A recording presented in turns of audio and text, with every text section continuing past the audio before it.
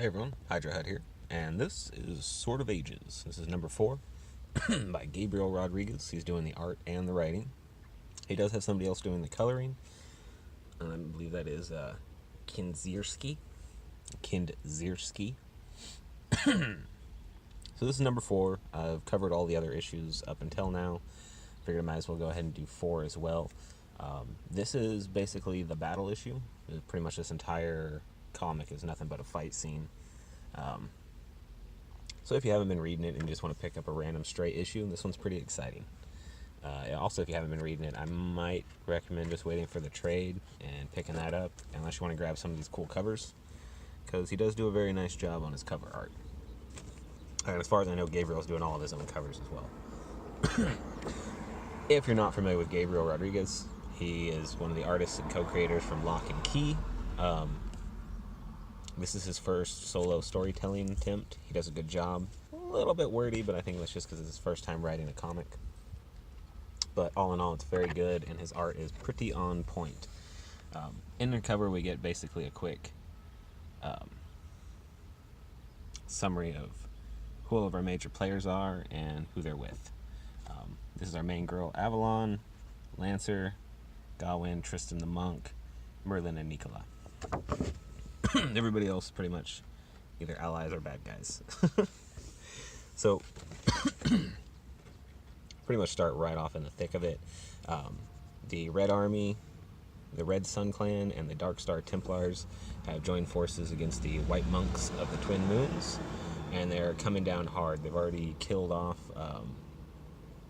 the Lord and I believe it was his son, who were the head of the Twin Moons.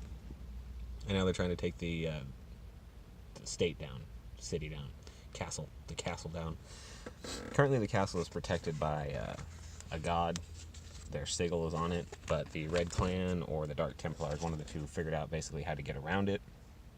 So they're actively trying to do that, while everybody else is simply trying to defend themselves. The antagonistic team, they have some giants on their side that are particularly destructive and also pretty much immune to any sort of damage. What they managed to do is essentially take this force field and shove it through the wall of the castle and basically use their defenses against them. This allows all the giants to come pouring in. While this is happening, Merlin figures out that he can imbue some weapons to basically help kill these giants, so he sends these items down to Lancer and our monk. While that's happening, Avalon is trying her damnedest to fight, but ends up losing her mount Lucan and falls to the ground, where she has to basically fight to survive. That's when one of the Red Clan's sons shows up and directly challenges her. This whole time in the background, we got Lancer basically trying to to survive until he gets his little medallion from Merlin, which imbues his spear and allows him to finally start taking down some giants. This whole arc has a lot of really nice small bits of character development for pretty much every character we followed so far. It even has some redeeming qualities for characters that we didn't particularly like up until this point, which is nice. All in all, I would say Gabriel does a really good job on giving us both dialogue and action for a comic that is nothing but one long continuous fight scene. The words don't feel out of place, though. It all kind of fits with the flow of the fight.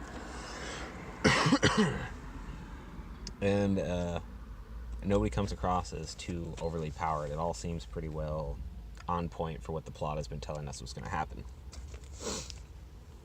No big shocks or,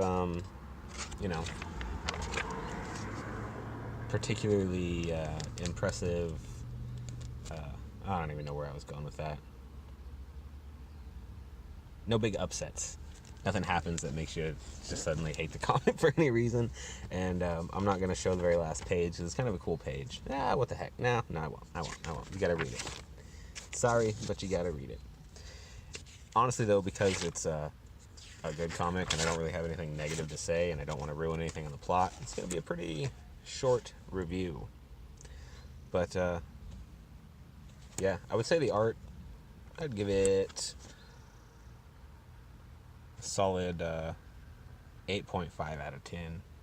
I mean, I love how consistent Gabriel's art is and the styling of it.